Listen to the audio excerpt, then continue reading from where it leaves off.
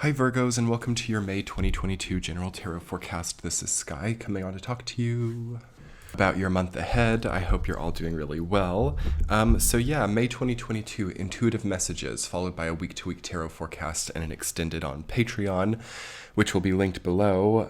Intuitively for you Virgos, I feel that you can't really help but change something up here. We've had a solar eclipse in your fellow Earth sign of Taurus, and then we're having Pluto moving retrograde in your other fellow Earth sign of Capricorn.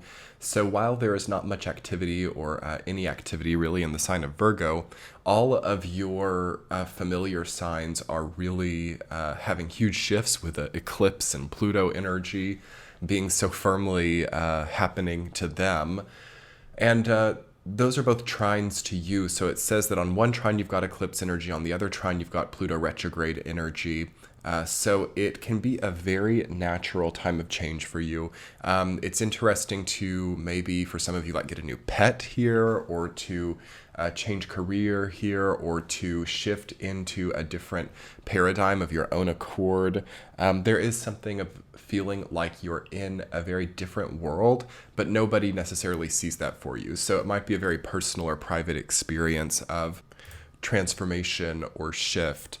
I think that your sign actually has really, really good freedoms right now. Knowing that that's happening, you can actually really use this time to your advantage in a powerful way. So whereas some other signs might be forced into a change now, or might feel very uncomfortable with the previous reality, also dealing with like coercion or pressure from other people, that has really subsided for you. So it's unlikely for Virgos to really be pressured by another person or to be beckoned in a way that doesn't make sense.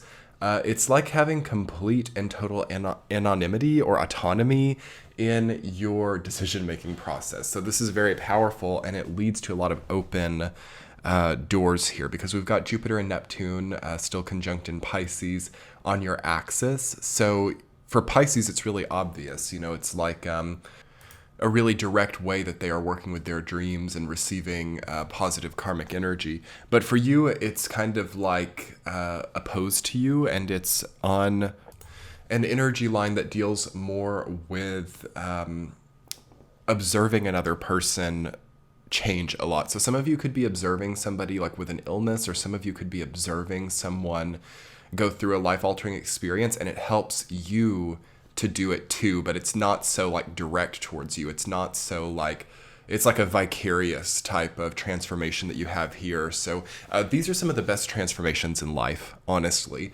when we're not the ones going through the breakup, or we're not the ones going through the terrible illness or something, though sometimes we're like called to make space for or observe someone who is going through something really difficult, or even is also going through something incredible too. It could be on the other side of the spectrum. You could be seeing someone in your life who is like, I don't know, reaching their dreams, or who has transcended something.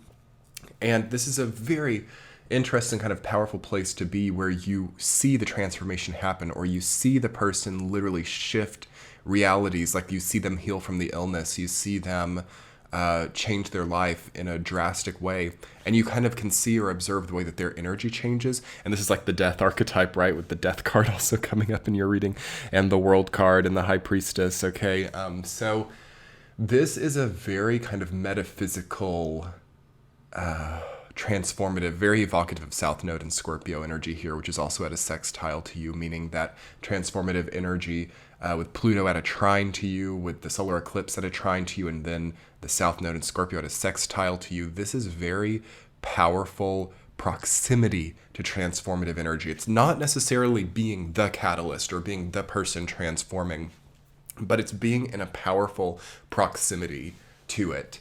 In essence, I don't know if I can make a hypothetical example where this will make sense, but we might think of like, I don't know, like elected officials as like powerful people, but this is not like being an elected official here. This is like being like an advisory role, or this is like being someone who is in proximity to that, but is not reaping the negative benefits of like also being in that direct role. So it's Scorpios were also having this energetic phenomenon when the triple retrograde conjunction in Capricorn happened, and you did as well too, but it's becoming more direct onto you now, where it's like, okay, I am actually untouchable. For some of you, it feels like some of you have made such good decisions, or you've placed yourselves in such a powerful proximity that there's a feeling of it being like unbreakable or untouchable, which can be a problematic assumption, because then sometimes people get clumsy or people get weird. And, it's like having a new feeling of power in a more private capacity because of your proximity to some type of transformative energy leads you to make the important transformations in your own life without the same scrutiny or without the same detriments that some people in much more direct, catalytic, transformative places have to go through. Does that make sense? Okay. So what would I do realistically having this placement? Well, I would start to get things in order. Okay. I would make sure that all of my affairs were in order. I would take this time to probably, I don't know, open up that new company if you're like a business person, or to like really get your estate in order, because this is so earth energy, right? With the solar eclipse in Taurus, Pluto and Capricorn. To me, I don't know, that's like making a trust, or that's like forming that LLC, or that's like, and again, that stuff needs to happen when it's ready. I don't want to like catalyze you all into doing something that's undercooked, but because we have to be very careful when we work with any of that really mainstream structural energy, because it's really not good if it's ever undercooked with the earth energy. But I feel that there's a process that you can go through here. For some of you, this is like a home buying process. For some of you, this is like estate planning. For some of you, this is a new business plan, or a new, even for some of you, like oddly, trial by fire business plan that can actually work because of your current protected, or I almost even want to say cloaked, or healthy auric situation. So a lot of this energy that I'm also feeling for you, Virgo, is the results of healthy aura. So whatever you're doing to work on your health and work on your auric healing, I mean, why not write a book about that? Why not do like an ebook? I have an ebook as well called Moon Symbols. It's linked below, check it out. But why not create an asset, or create some type of timeless material? Ooh, this is good, Virgo. This is good stuff. I'm healing so much through talking about this with you. This is the time to create something timeless. This is the time to, with this earth energy hitting you this way, this is the time to like bang the gavel and step onto that timeless path, to step onto that path that can never be taken away from you. So like for some of you, it's a college degree. For some of you, it's a book. For some of you, it's a legacy or heritage project. Okay. These are good things right now. What it's less indicative of, okay, investing everything you have into stocks you don't know anything about, into cryptocurrency, or creating some type of super new agey, like, metaphysical virtual reality business or something. Like, these are less timeless things. These are fads. So we want to really now be able to distinguish between the fad and the timeless, and move towards the timeless, because that is where it's at for your sign. It's where it's at for everybody, but your sign actually has the ability, the safety, the protection to be there. Because one difficult thing about timelessness, one difficult thing about contributing to something that will always be relevant and not be quite so in the line of fire of the moving tides of trends. Why it's hard is because it usually takes a lot of stability to be in any type of timeless energy space. Okay. So we think of needing like a lot of money. We think of needing like a constant or secure income. We think of needing a secure daily routine and a secure sleeping cycle. And I'll give you guys a very incredible little secret code here with this energy line. It's great if you have all of those things, and you can very easily, yes, if you have the secure income, the secure daily routine, the secure aura, start making that timeless thing. You're already there. But if you don't feel that you have those other things, and you're kind of like scrambling to like find the right job, or you're scrambling to like have a good sleeping cycle, and these like kind of essential things are off, you can actually, as a Virgo, not so much for the other signs, But for Virgo, you can actually just start to do the timeless thing or the timeless goal or project, and that other stuff is going to fall into line. So the income will naturally come through, the sleeping cycle will naturally fix itself, the aura will naturally start to heal, and you can go about it from a reverse or inverse way. So that's really incredible to see. Congratulations, Virgos, for finding a timeless kind of energy here. It really is the secret to transcending these fears, confusions, and paranoias that we have, is just to embrace something timeless and not so fad-like, okay? Let's talk about your week-to-week Virgo. Week number 1, you've got the Death card rooted down by 7 of Pentacles, so it's time to scrap those fads, okay? It's time to limit, reduce, or plan to do so by January 2023. Again, some of us, don't have the ability just to make everything change right now, but with the Death card there, you could.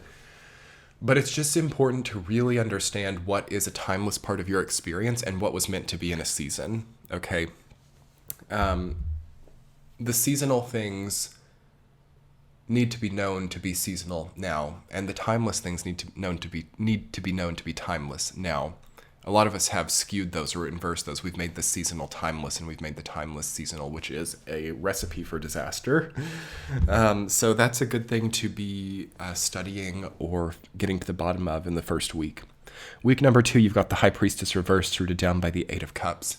So some of you are not trusting an exit. Some of you are not trusting an ending, and you're kind of suspending yourself in the 8.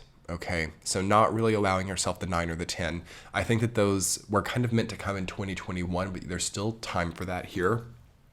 Try to allow yourself to understand the significance of finishing something and of stepping into a new season, because there's kind of perhaps a comfort in stagnation that I'm feeling for most people right now. And the second week of May will start to bring that up for you, or show you counter ideas about, like, what if you just tried this? What if you just made this easier on yourself? Okay. Week number 3, Ace of Wands, rooted down by the World. Okay. Beautiful. Wow. Gemini season hits, and it's so good. Gemini season is really healing a lot of people up this year, because finally we are capable of having a lighter experience, or finally we have a more airy disposition instead of being so heavy. So timeless creativity, timeless conclusions that lead to new creative beginnings with that combination. The World has been coming up for so many signs this month, which says to me that we are at the end of something. The hardest part is over. The gauntlet, in a way, has ended. And it's really positive for you in the 3rd week of May to really think about what's next for you, and how can that be more timeless than the last time you were here? Last time you were here, maybe it was like 2015 or something, or last time you were here, maybe it was even 2019 for some of you, and you chose maybe more of a fad-like or more of a short-term cycle with things. And there's a calling to tap into your creative, powerful place right now and elect a more timeless kind of new beginning for yourself, because that is coming up for you to see here. And it's a wonderful, comforting, beautiful energy to understand what that's going to look like. So 3rd week is going to be that dreaming process for you. Week 4, 10 of Cups, rooted down by the Knight of Pentacles. It usually relates back to family, heritage, or legacy. All right, when we're thinking about these timeless things, understanding your ancestry, understanding what is natural for you, understanding what has been done for a long time, and then also amending or understanding what you want to break with generational cycles, because we have both here, taking what is timeless and then also shifting or transcending from that which was traumatic or unsustainable. Some of you are maybe wanting to build a new family, or some of you are wanting to, create some type of family-based project or family-based movement in your life, instead of it being so independent or so self-focused. So we have a shift from the self to the family in the 4th week for you. And some of you are maybe involving your family in your business, or involving your family in your projects. And that seems very nice to help understand how timeless it is. If you think about your projects, or if you think about your things, this is a really good way to know whether or not it's a timeless project or whether it's a fad type of project.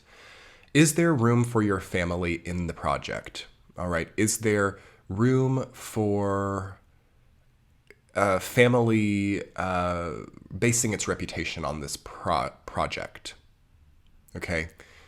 At that point in time, the business that we're thinking about making around, like, I don't know, weird kind of erotic style NFTs or something becomes like really revealed to be something that's really a waste of time, doesn't it?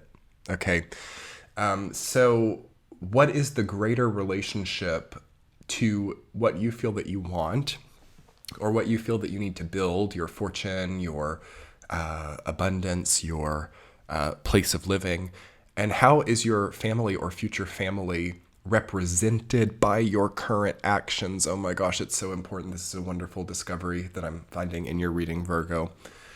And, because we've been in such a niche kind of glamorized experience pre-2020, and it's really starting to lose its significance. So it's a shift point for everybody who's involved in a more niche or more kind of even like underground situation, because it's a waste of life at the end of the day, and it's something that is out of time with itself, or it's something that we only needed for a season. It's something that we needed while we were in college. It's something that we needed, when we were in our 20s. It's not something that we can be 70 years old and still be like minting erotic style NFTs or something. Like, we have to really wake up here. And I don't know why that random example is coming up, but I think that there's just such a kind of dopamine focused internet culture right now that is really leading people to waste a lot of their life force energy on things that are meaningless. Okay. And there's that allure of money, or there's that allure of, wow, my NFT is going to like shoot off and I'm going to like get rich or something. And it's like, is that what you want to be known for? You want to be known for having crafted erotic style NFTs? Okay. What does that mean for your heritage in the future? How do your descendants look up to their ancestor? Do they even know that you did that? Okay. Do they look up to you or look past you? Okay. Do your descendants overlook you purposefully for your choices in the past? We want to really know, because this is like Capricorn, Virgo, Taurus stuff, right? Earth stuff. We have to be able to zoom out from the stupidity or the coping mechanism based pursuits. Okay. Because I have lack, I need something like niche or strange, or, I need a type of short-term season or something to like get myself back together. Those should have ended in 2019, okay? At the end of the last Chinese cycle, we had a 12-year cycle from 2007 to like 2019 of, yes, going through those fad, niche, shadowy, overlooked chapters of our lives. Okay, a lot of us will look back to 2007, 2019 cycle and be like, that is an overlooked chapter. That is not, we have a lot of secrets, perhaps some people do, from those years. And it was a dark, cycle. But we are in a new one, and a lot of us don't realize that. And it can go to the next level of darkness. And it can even get, for some people, into like a weird, like a, perhaps not above board place too, if we don't elect a more timeless, more light. And then we can struggle with like, I don't know, a feeling of conviction or a feeling of guilt or shame that we didn't really live up to our highest channeling or our highest ability. So we have a full invitation to get that stuff right now. And I really appreciate those of you who are stepping into the unfinished, like the positive aspects of your life that you put on hold to, I don't know, mint NFTs or something, or the positive aspects of your life that you sacrificed for a certain fad, niche thing that would only be overlooked in the future. I appreciate those of you who are stepping back onto a more timeless path, even if you have to retain some of these fad things because they're now like a livelihood basis for you now. And Virgos, I recommend that you talk about this to people in your life, where you let yourself, because you've kind of got the secret of how to do this, like how to transition from that dark to light experience, or how to transition from that meaningless to meaningful situation.